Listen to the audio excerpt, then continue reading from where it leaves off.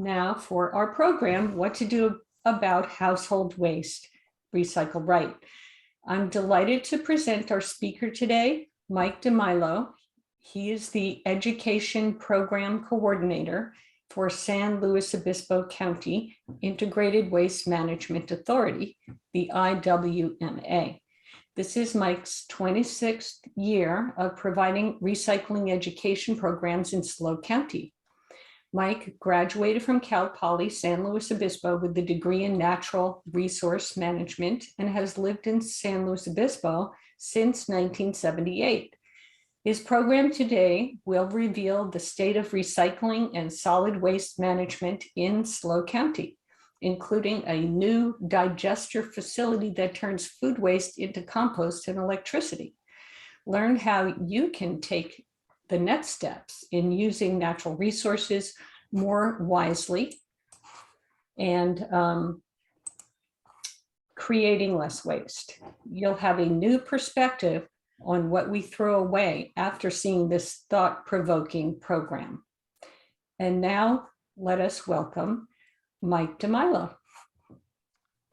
All right, thank you for that terrific introduction. I think I'll bring up my title slide right now and then tell you what I think we're going to do today. And here we go. And, all right, is that working right for you? Full screen with our title slide?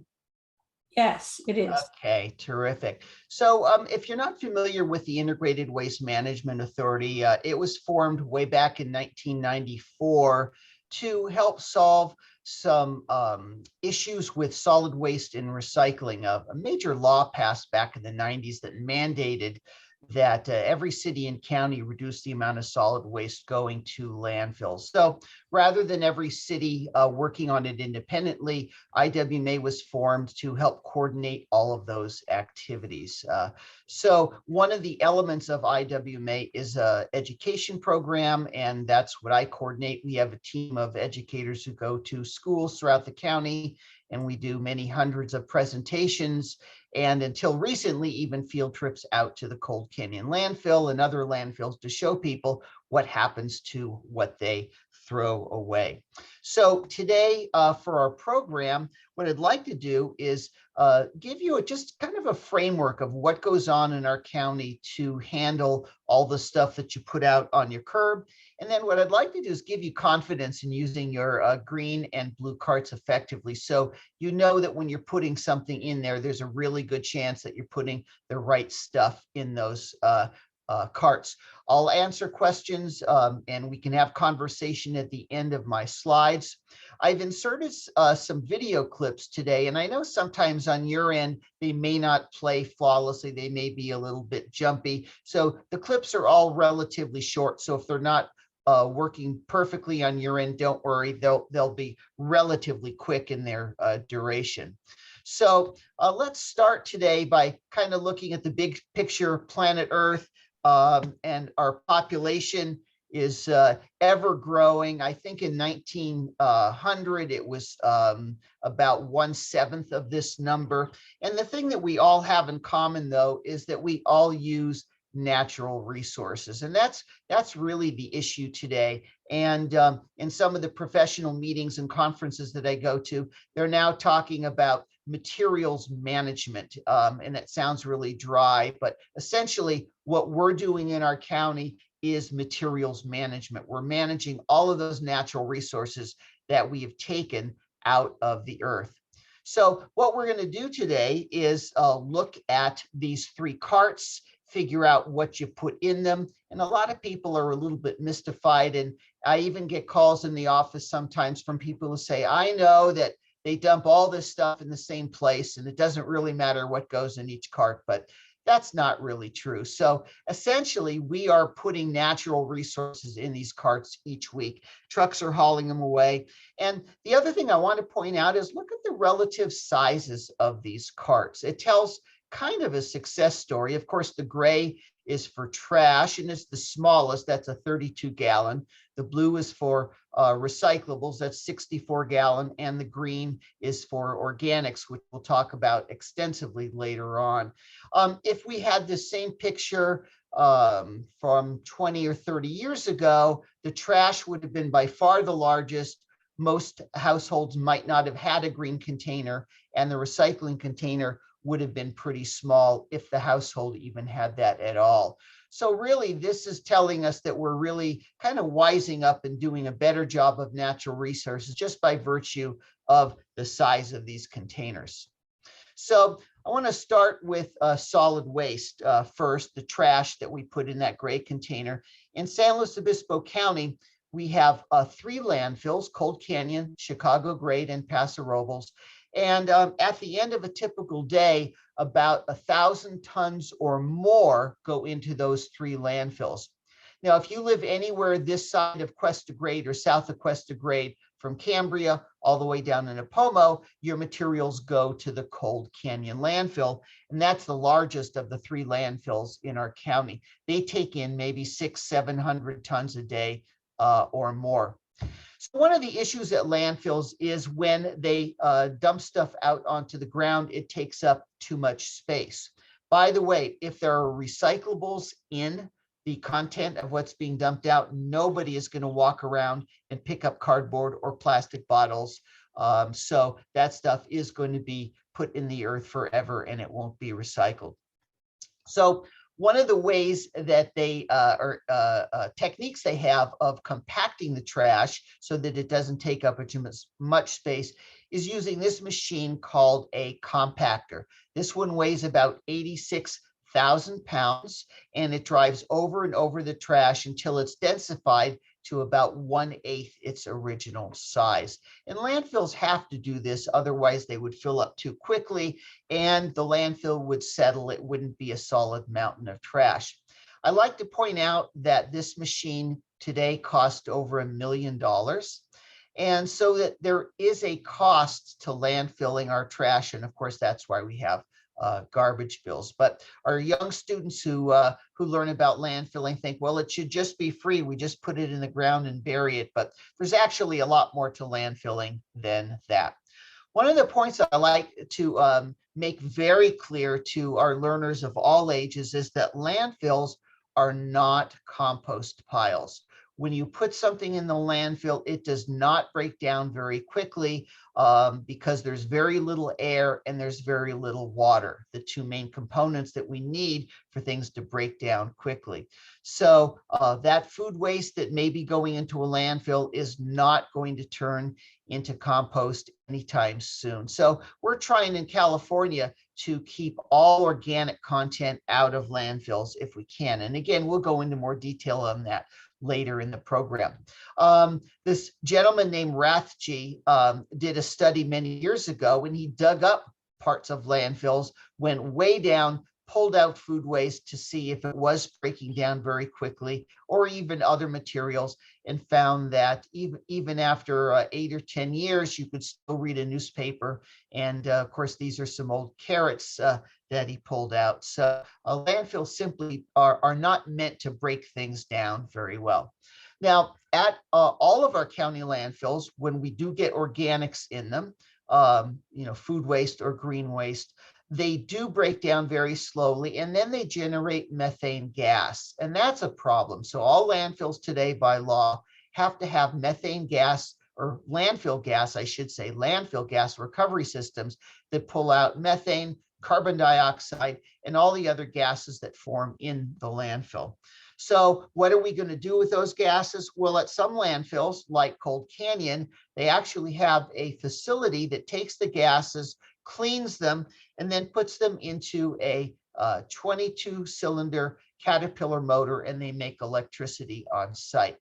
Now, that sounds like a success story, and it is a good thing that it's happening. But in reality, the state of California wants us to keep all food waste and plant materials out of landfills. So we'll go into what that solution is a little bit later in the program.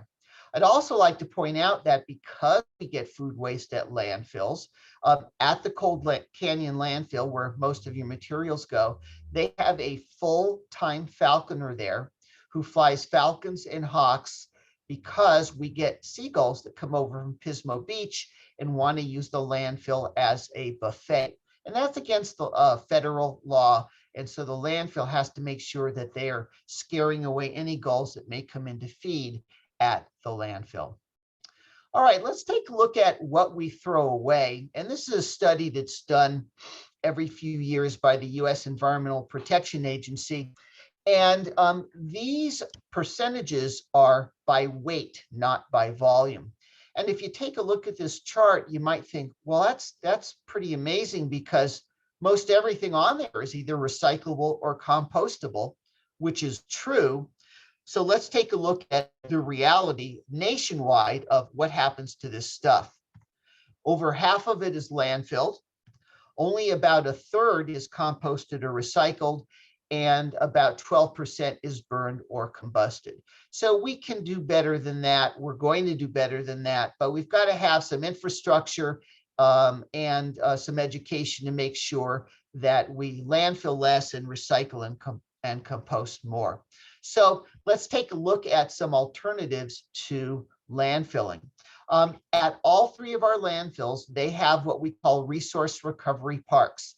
With our younger learners, I like to call it last chance recycling. So a truck pulls in, and if the person driving that truck is willing to separate what's on it, we can actually recycle wood, plastics, aluminum, concrete, old toilets, a whole variety of things at our recovery parks. So that's something that hopefully we'll take more advantage of as time goes on. Also, I'd like to point out that at our landfill facilities, we have household hazardous waste collection centers. There's a list of them here. The closest one to Los Osos would be at the Morro Bay wastewater plant near Morro Rock. These are free to use. They're open Saturday from 11 to 3. In fact, the one at Cold Canyon Landfill is open Friday and Saturday, but they're all free to use for county residents. I'd also just like to point out that even large pieces of scrap metal that go to our recovery parks are picked up and recycled back into new products. So this would include things like old washing machines, old dryers, very easy to recycle all that scrap metal. So hopefully that's where it's going rather than the landfill. And e-waste is another large component of what we can collect and very easily recycle. And it's free to recycle or take e-waste to our centers at the landfill. All right, I would like to move into the recycling section of our program today, and we'll start by taking a look at where your recyclables go. So again, if you live south of Cuesta Grade, anywhere from Cambria down to Napomo, your recyclables most likely go to the Cold Canyon, and then we've got 3 letters there. That's an acronym in the industry for Materials Recovery Facility, or we just call it a MRF. So this building is located at the back end of the Cold Canyon landfill. It's not open to the public, but this is where the large trucks go that pick up your material curbside. When they arrive at the facility, they go onto a scale and we weigh the materials that are on the truck. They know how much the truck weighs empty, so it's a simple math exercise to figure out how much was collected. And they also keep track, just so you know, of where the trucks collected. So there are actually statistics on how many tons of recyclables come from Los Osos each year. So after the truck is weighed, it goes into the MRF itself. And this is a building that's about 50,000 square feet in size. And the truck simply dumps the materials onto a concrete floor that we call a tipping floor. So now the fun begins. All of those commingled recyclables have to be sorted out, because these are really commodities. They're sorted out into their various categories and are eventually shipped out to another facility where they'll be turned into something new. So what I'd like to do now is take you on a little journey through the MRF and show you how some of your materials are actually sorted. So after the front end loader picks up a load of materials, it puts it onto a conveyor system that we call the sort line. And most of the sorting is done about 16 to 18 feet off of ground level. So things are moving along on a conveyor. And this is the first stop on the sort line. This is called actually the pre-sort. And what these sort line workers are doing are looking for contamination. It might be a plastic bag. It could be a stuffed animal. These are all things I've seen on the sort line before. It could be a bowling ball that someone thought they'd like to put in their recycling container. All kinds of really weird stuff comes in, and it's got to be pulled off immediately. If it's not, and it goes further down the line, it can become contamination, or worse yet, it could actually damage some of the materials that are in the facility. So there's a fair amount of technology in our MRFs, or material recovery facilities these days. The first one I want to point out to you is a cardboard screen. So large pieces of cardboard can now be sorted out without humans having to touch them. So if you take a look at those pieces of cardboard there, they're floating on top of some metal discs that we call a screen. And anything that's smaller than about 10 inches in diameter is going to fall through the screen. And that's what we want to happen. And then the large pieces of cardboard are going to float on top, and they'll move from the right to the left. Now, this is actually a video clip. There's no volume on this. We took this from a drone, and it didn't have a microphone. But watch how the screen moves the cardboard from left to right.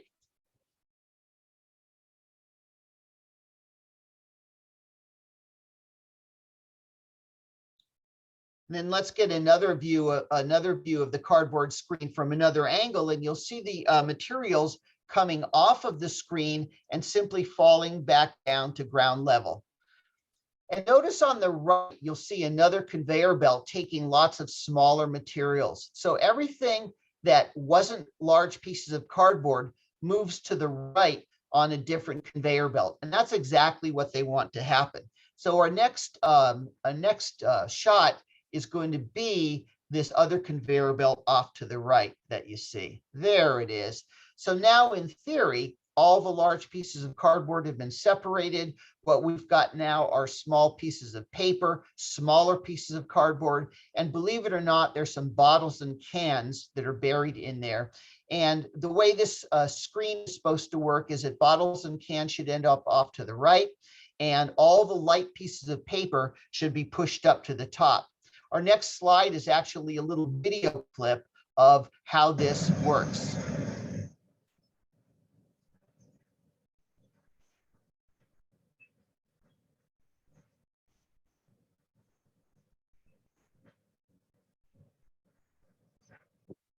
All right, so again, we've got paper moving to the top, and it didn't really show it very well, but bottles and cans by this point should not be reaching the top, and you probably heard glass rattling, and that's on another conveyor. So we're following the paper up onto the sort line after that screen that you just looked at, and this individual's job is to pick up contamination. In other words, anything that's not paper. It's very common that there may have been a yogurt lid or an aluminum can that was crushed between several pieces of paper. So he'll pull off anything that's not paper.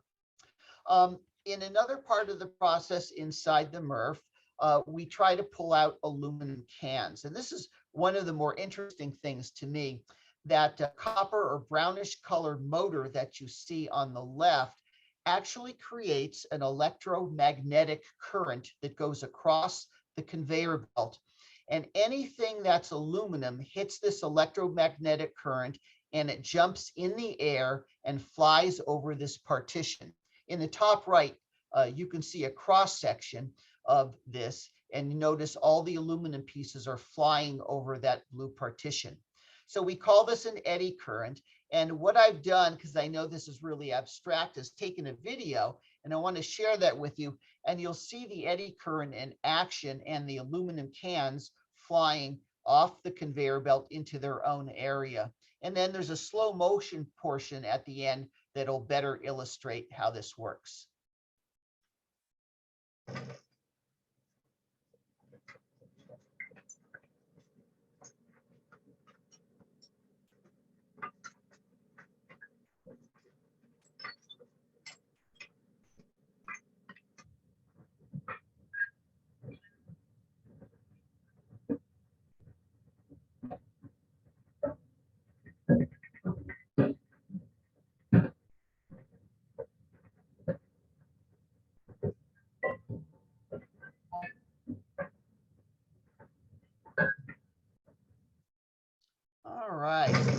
So that's how we separate the aluminum cans.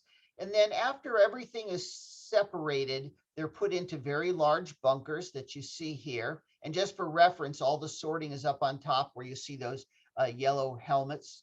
And then after the materials are in their respective bunkers, they're pushed onto a final conveyor that puts them into a baler. This baler compresses materials with a force of over 2,000 pounds per square inch. And as the material is coming out, it wraps wire around them so the bales hold together. These are 3 bales of aluminum cans. Each bale is about 1,000 pounds. And they'll be stacked up and shipped out when there are enough bales for a load. And then we've got bales of paper. So this is really a fascinating process.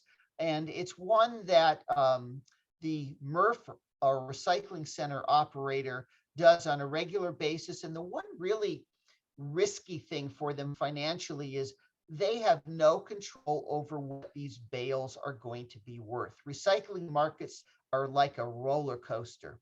Their costs, however, are pretty well fixed. You remember that truck that picks up your recyclables probably costs $300,000, and then the maintenance on it and all the labor to sort everything. So occasionally the price that they get for these materials doesn't even cover their cost of collection. So it's a little bit of a risky business, but we have to do it here in California. It's part of a whole number of state laws.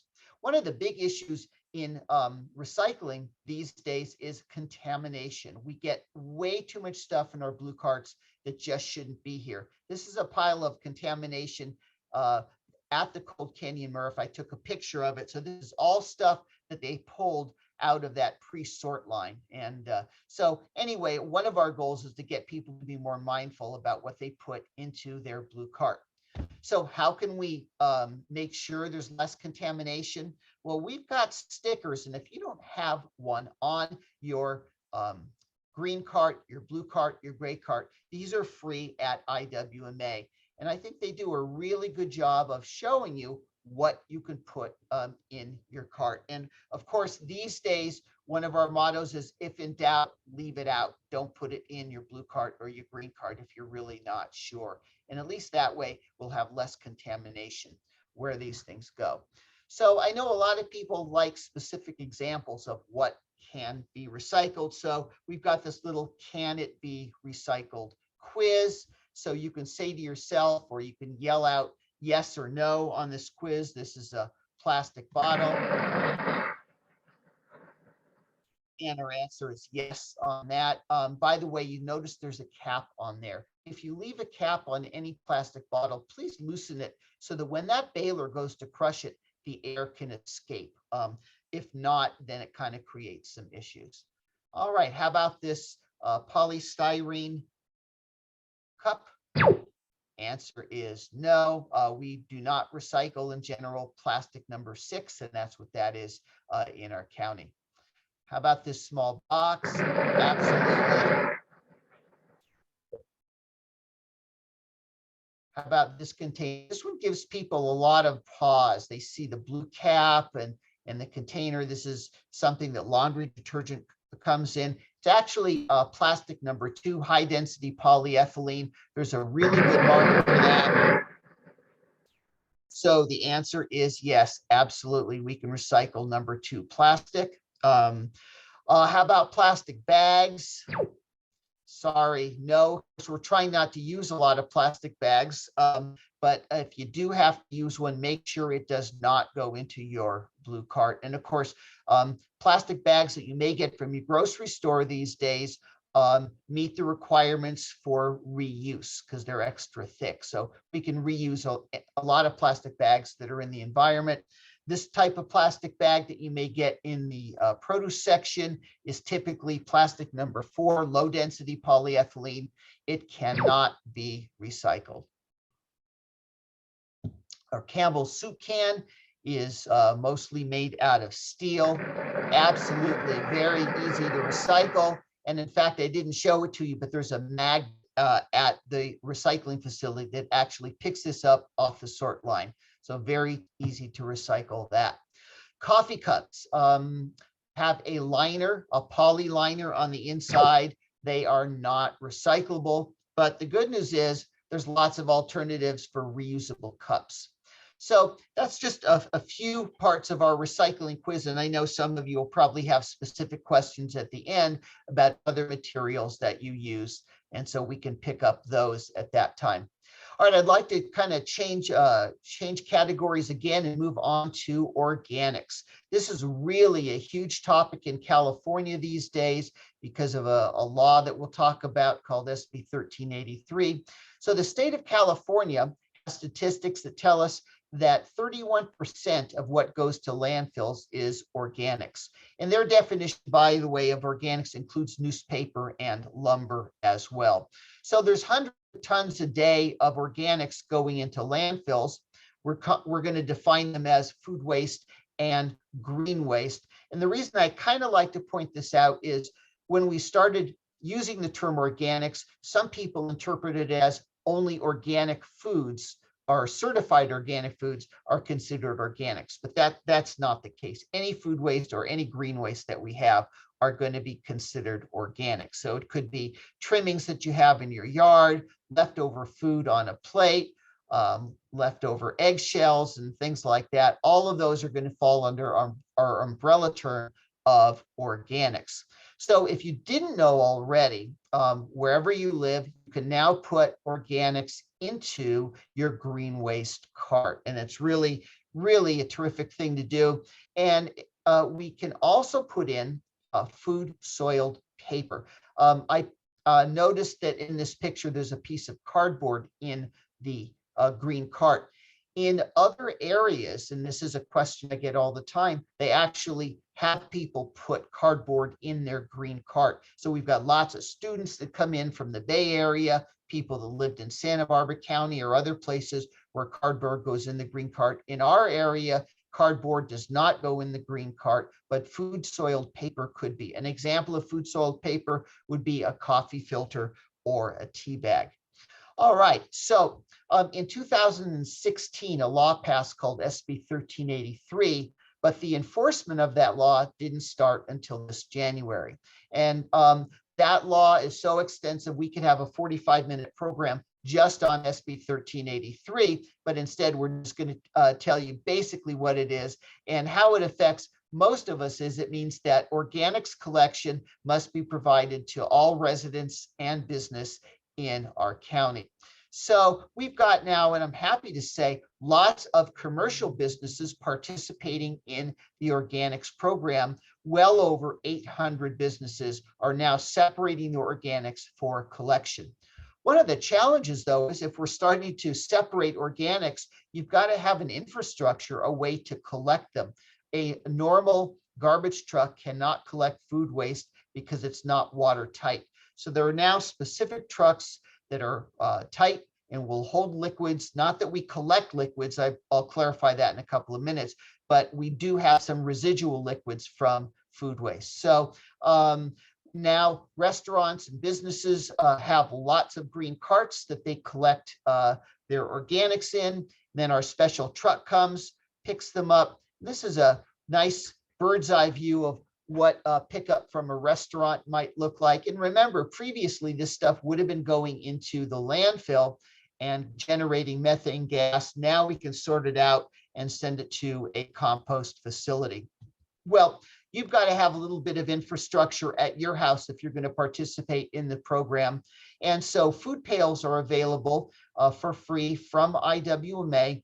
Now, notice that this one is lined with plastic. We do not take plastic bags in the organics program, even if they say compostable. But some people like to line their plastic bucket with this to keep it clean, and then they just put the food into their green cart. Or you could do it like this as well. Now, some people are not enamored with plastic containers, and I would like to point out that there are some really great looking food collection containers on the market if you want to go with a stainless steel or ceramic look in your kitchen. All right, so what can you put in your organics cart?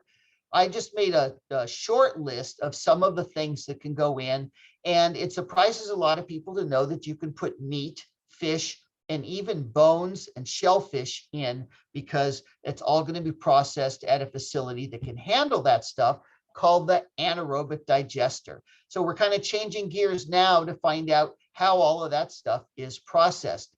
This facility was built in 2018, and I catch myself still calling it new, but I don't know if it's that new, but it may be new to some people. In the background is the San Luis Obispo Airport, just for orientation. So what we're going to do is kind of go through this and see what they do with your organics once the truck shows up. Now, a digester is kind of an abstract term to a lot of people, so let's figure out how it works.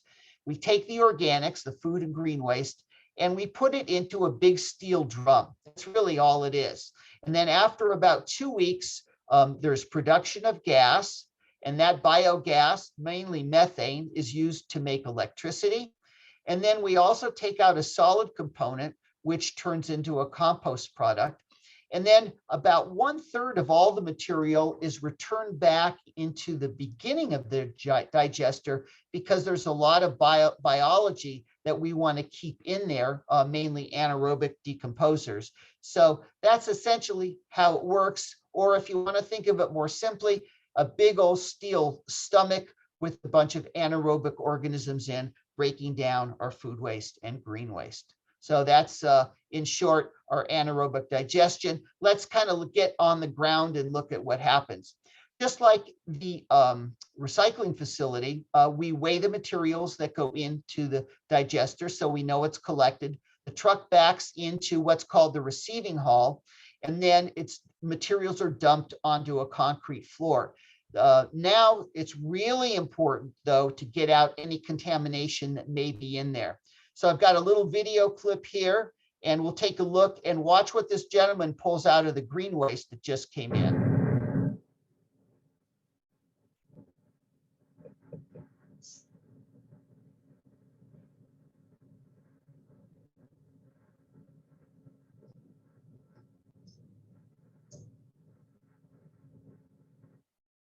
All right, from there, the material is pushed into a bunker, and then a front end loader will come and pick that material up and put it into the shredder, which will grind the materials up into smaller pieces.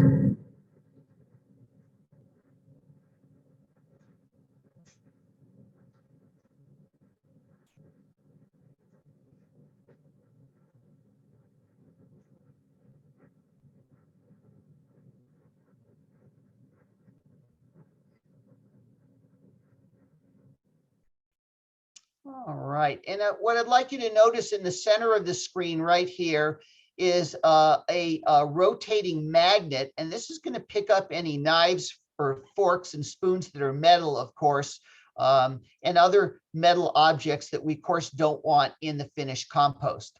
I took this picture of the grinder before the facility was actually in operation, and those are the blades that do all the work.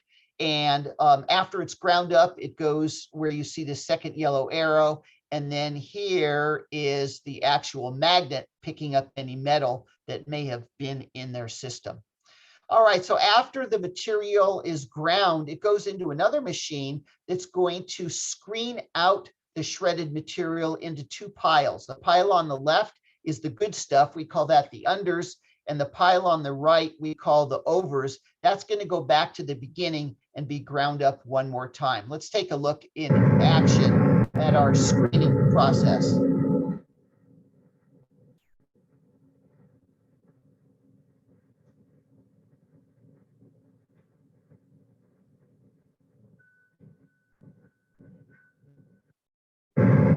All right, after that, the material's put into a bunker, and now there's a claw mechanism that actually feeds the digester automatically. So this system is all automated. It knows how the level of materials is in the digester, and when it needs more organic content, the claw automatically goes down into the bunker, picks it up, and feeds it onto a conveyor belt. This machine runs 7 days a week, 24 hours a day, and it feeds on average maybe 1,000 pounds every 15 or 20 minutes. So I've got a little video clip here. We speeded it up so you can watch the claw in action. Here we go.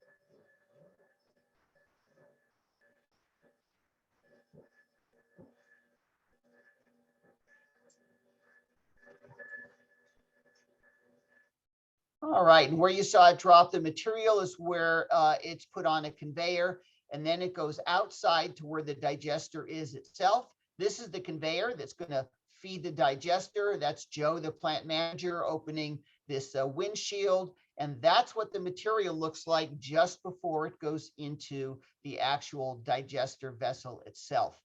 I took this picture before the facility was complete. This is the digester. It's 200 feet long and 30 feet in diameter. And all that stuff that you just saw is put into this little hole.